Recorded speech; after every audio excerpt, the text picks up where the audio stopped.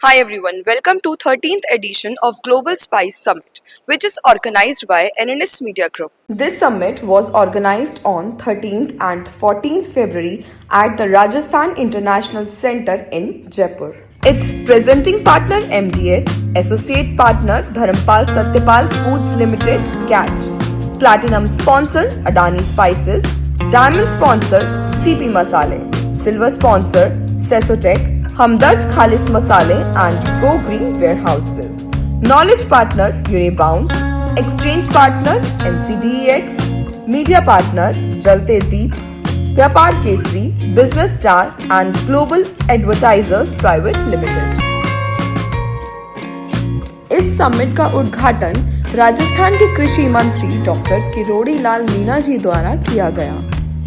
Hi sir, welcome to 13th edition of global spice summit. Sir, global spice summit जैसे events हमारी spice industry के लिए कितने beneficial हैं?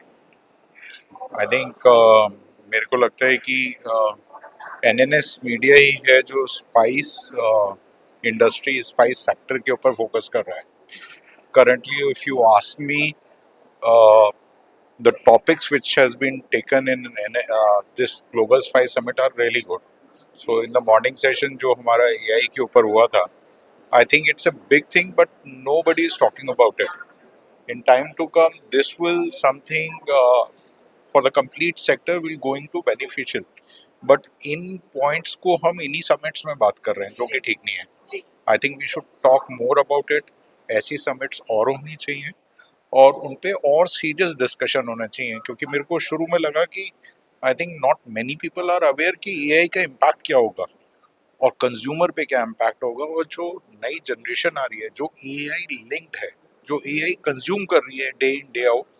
आई think I was just sharing in the कि grey hairs are taking call on the black hairs which is not correct. I think we should think from a black hair perspective, and then so I think my perspective is this is fantastic. We should go ahead and do far more such summits. Yes. Sir, sustainable growth के लिए सबसे पहला strategic plan क्या होना चाहिए? I think इन दोनों शब्द को अगर मैं ब्रेक करूं, वन इज सस्टेनेबल मतलब कंटिन्यूअस ग्रोथ। तो कंटिन्यूअस ग्रोथ अगर आपको चाहिए तो मैं अगर इस सेक्टर से बाहर निकलता हूं और ऑटोमोबाइल की बात करता हूं, मोबाइल की बात कर रहा हूं, तो एक ही शब्द आता है, इनोवेशन एंड कन्वीनियंस। तो जब तक इस स्पाइस सेक्टर में इनोवेशन होता रहेगा, इसकी sustainability in terms of growth आती रहेगी और ये ज़माने के साथ यंगस्टर्स के साथ चेंज होता रहेगा। अदरवाइज अगर हम ये सोचते रहें कि जो हमारे माँ बाप खाते हैं वो हमारे बच्चे खाएंगे, इट्स अ फोर्स इम्पैक्ट। आप फोर्सफुली उन्हें कह रहे हो कि ये खाइए, बट वो नहीं खाएंगे। फिर आप ये कहेंगे कि अरे वो तो इंडियन फूड छोड़ के दूसरी कंट्री का फूड खा रहे हैं। I think this is not justifiable. आपको सोचना पड़ेगा कि वो कंज्यूम क्या कर रहे हैं, what all things they are consuming. They feel better with pasta masala और ईटिंग पास्ता और पिज़्ज़ा। मैं चपाती खाता हूँ, बट मेरे को सोचना पड़ेगा कि मेरे को पास्ता मसाला लॉन्च करना है, ना कि मैं अपना दाल मखनी या दाल मसाले पे रहूँ। सर, इस टाइम पे स्पाइस इंडस्ट्री में कौन से ऐसे बड़े चैलेंजेस हैं जो फेस करने पड़ रहे हैं? आई थिंक सबसे बड़ा चैलेंज जो फेस कर रहे हैं वो है ट्रस्ट।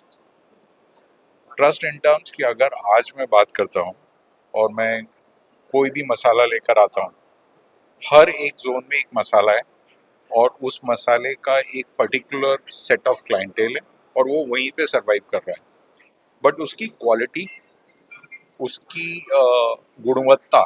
जी। तो अगर मैं करक्यूमिन की बात करूं तो करक्यूमिन टर्मरिक का करक्यूमिन लेवल हर एक बैच में रीजनल लोकल ब्रांड्स में वेरी करता है, जो कि नहीं होना चाहिए। तो अगर एज ए कंज्यूमर मैं सेम अमाउंट पे कर रहा हूँ तो मेरे को सेम क्वालिटी मिलनी चाहिए। It should not vary from brand to brand.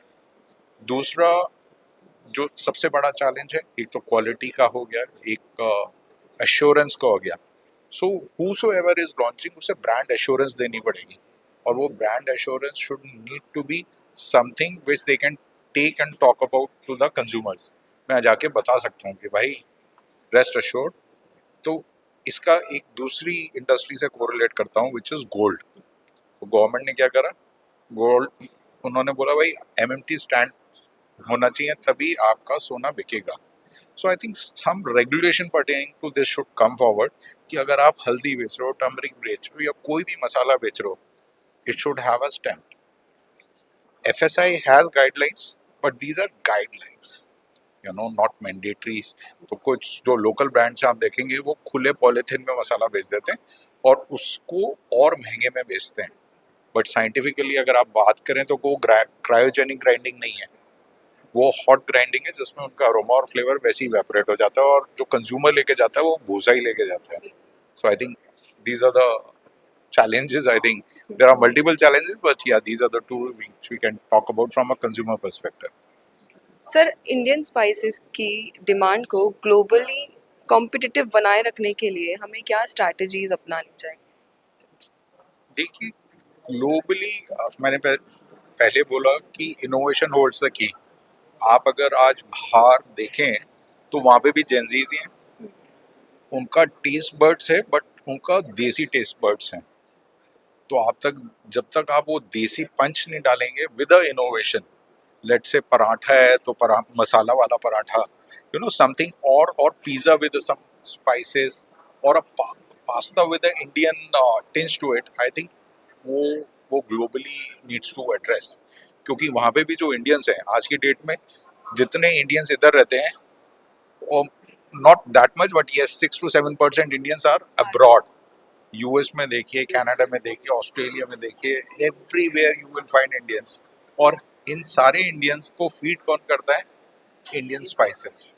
वहाँ पे सब आउटलेट्स होती हैं जहाँ से मसाला दिया जाता है, everything. So I think but वो अभी क्या खा रहे हैं, वो ही खा रहे हैं जो वहाँ पे अवेलेबल है, और they find better than our spices और something innovative they are finding it. तो अगर वो सॉल्यूशन इंडियन स्पाइसेस में ही मिल जाएगा, या इंडियन मसाले में मिलेगा, या इंडियन करीज या इंडियन कलिनरी आर्ट में मिलेगा, I think they will further promote to other there foreign colleagues which are there, and I hope ये एक अच्छा मूव होगा. But I think innovation holds the की.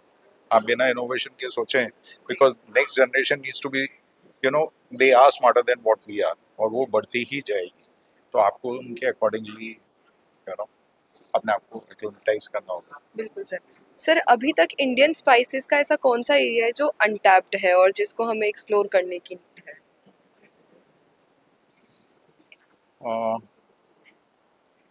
सी, मेरे को इसमें बैकवर्ड कर रखते हैं. जैसे मॉर्निंग में हमारा डिस्कशन हो रहा था, वेयर दे वर सेइंग कि ऑर्गेनिक स्पाइसेस जो हैं उनका लिमिटेड ही प्रोडक्शन होगा. बट वी कैन फोरसी कि फ्यूचर में क्या होगा. बंदा कहेगा कि भाई ऐसा है, स्कैन करो, मेरे को बताओ कि ये प्योर है, आप पैसा जो लेना चाहते हो I am going to give you, but ये प्योरिटी डिफाइन कर दो.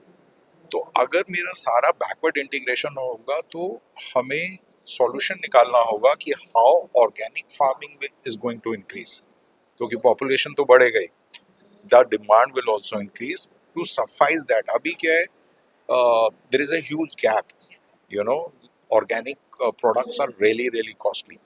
Everybody wants to have a better food, because उनके पास दो चीजें हैं जो current Gen Zs they look out: good food, good time, one, and good clothing.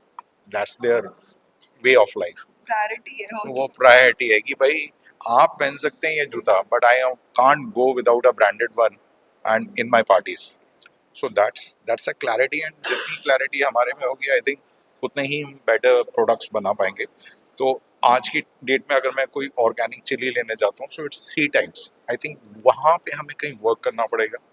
If it's not horizontal farming, it's vertical farming can be done, और उसके लिए हमें काम करना पड़ेगा. A long term vision, 5 year 10 year vision, and then from there we can take it forward.